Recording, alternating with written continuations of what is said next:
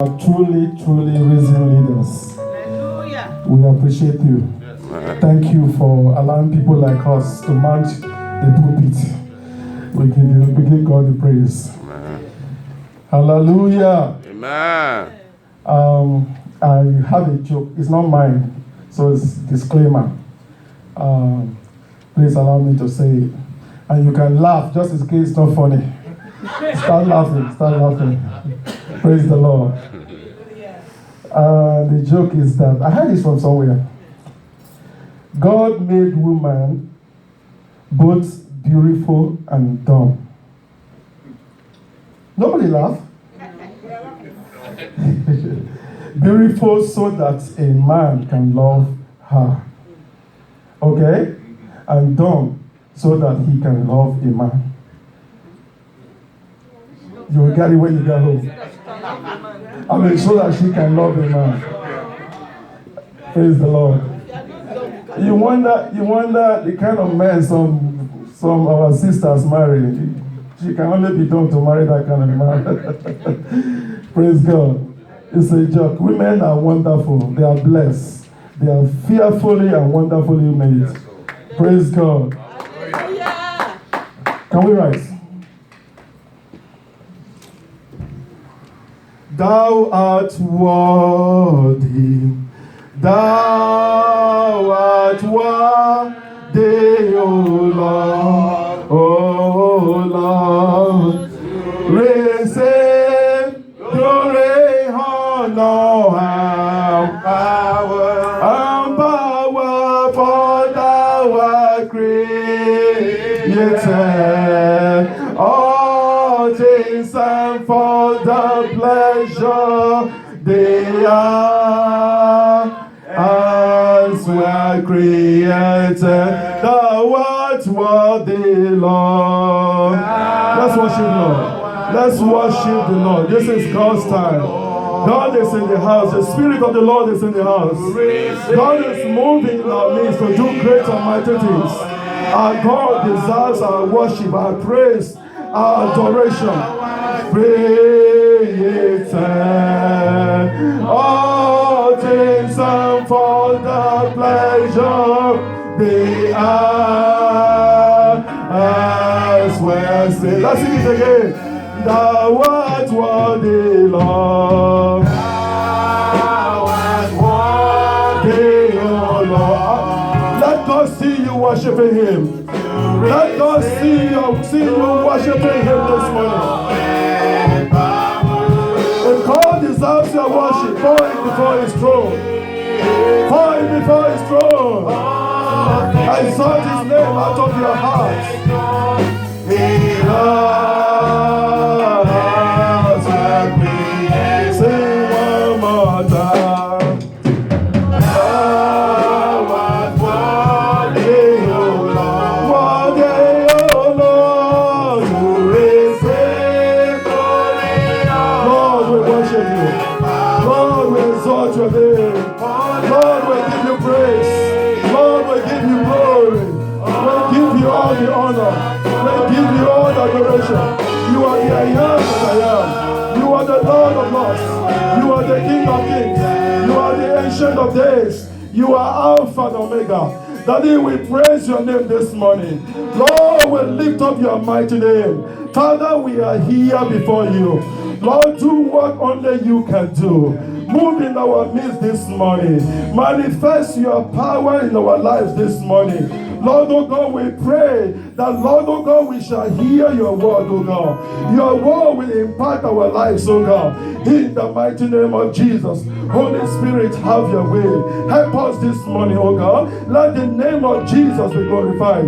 For we ask in Jesus' name. Amen. You may be seated. This morning, I want to talk on the subject that says understanding the power of expectation. Understanding the power of expectation. There is power in expectation. And I want to read from Philippians chapter 1. Philippians chapter 1, 27 to 30. I'm going to use the New Living Translation. Philippians chapter 1 from verse 27 to 30. Above all, You must live as citizens of Christ, conducting yourselves in a manner worthy of good news about Christ. Then, whether I come and see you again or only hear about you, I will know that you are standing together with one spirit and one purpose, fighting together for the faith which is the good news. Verse 28. Don't be intimidated in any way by your enemies. This will be a sign to them that they are going to be destroyed, but that you are going to be saved, even by God himself. Verse 29. For you have been given not only the privilege of trusting in Christ, but also the privilege of suffering for him. We are in this struggle together. You have seen my struggle in past, and you know that I am still in the midst of it. This is a powerful word of exhortation, and it gives us a perspective on the subject, understanding the power of expectation. Today, you see that many, let's start with this common view. Many are never expecting to be a pastor. Many are never expecting to be a minister. Many are never expecting to be a missionary. Praise the Lord. Hallelujah. Praise the Lord. Hallelujah.